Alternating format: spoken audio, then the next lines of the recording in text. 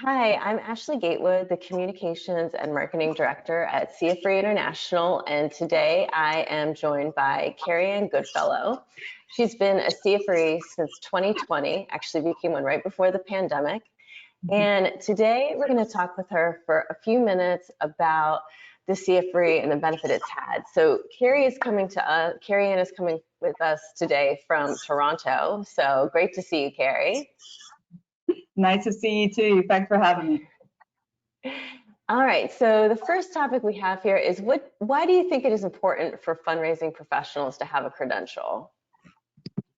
To me, I think the main thing is that it really backs up what you can do. It's showing that you have the knowledge. You have the knowledge, but a certification now shows you that you actually have the knowledge, showcases that fact and brings credibility, not just to you as a fundraiser, but also to the organization that you're working for.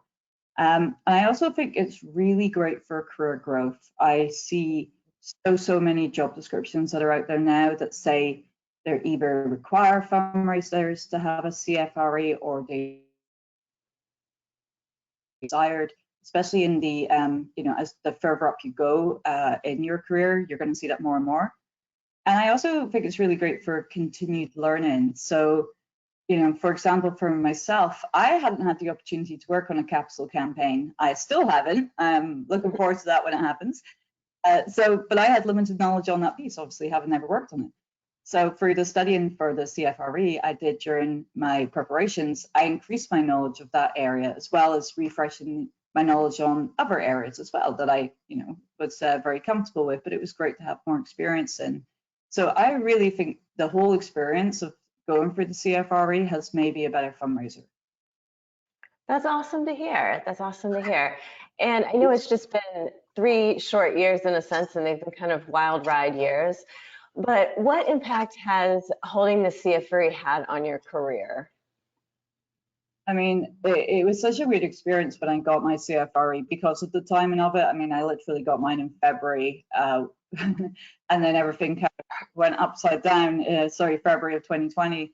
So, at first it wasn't really an impact at all because, of course, everybody was just pivoted and going into crisis mode and making sure that we could continue to do what we do at Youth Employment Services, because obviously all of a sudden you can't see people on site anymore.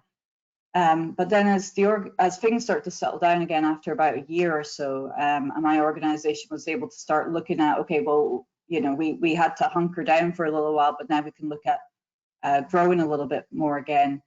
They decided to bring on a third VP position, which was focused on a small portfolio of programs and also mainly helping to grow.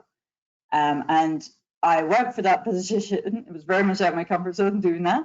My CFRE really helped to solidify my growth credentials. And after a number of very grueling interviews, I was offered the job. So the CFRE's had a huge impact on my career. Absolutely. I would definitely have not had the confidence either to go for that position if I hadn't been for that CFRE. Well, that's awesome to hear. And I know you've been at Youth Employment Services for quite a while, so it's great to hear that it's been a good fit all around. And our final question today is, what are your 3 tips for anyone who's considering becoming a CFRE? A lot of times people think about it for a number of years and they go back and forth in their mind and have a difficult time sort of making that move and saying, yep, you know what, I'm actually going to do this. So what would be your 3 tips for anyone who's in that back and forth consideration phase? I was in that back and forth phase for many. I would say one of the first things is to, if you're even considering it, start getting those education points logged and make a note of when they will expire. Because I actually had got all of the education points I would have needed, but because I dilly-dallied so long, they all expired. So I had to, it was great for me anyway, quite frankly, to be able to do continued education, but it does mean that obviously there's an investment in time and money, etc., to be able to get those education points. So get on those. And another tip I would say is see if your work will pay for it. I was able to get mine paid for through personal development at work. there's some really great research on the CFRE website of how to make the pitch to your boss about why it's a great investment for them. And I would say my third thing is don't overthink it. Just go for it. It is hard. It's a hard exam, and it's there's a lot of learning that you need to have to be able to successfully pass the exam. But it's worth it. It's so worth it. And so I would say just don't overthink it. Just do it.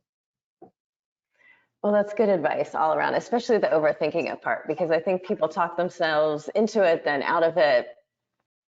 But we'll often hear people say, I wish I had done it sooner. I don't know why I put this off for so long. And so I always think, well, the sooner you earn your CFRE, the sooner you can enjoy all the benefits that come with being a CFRE.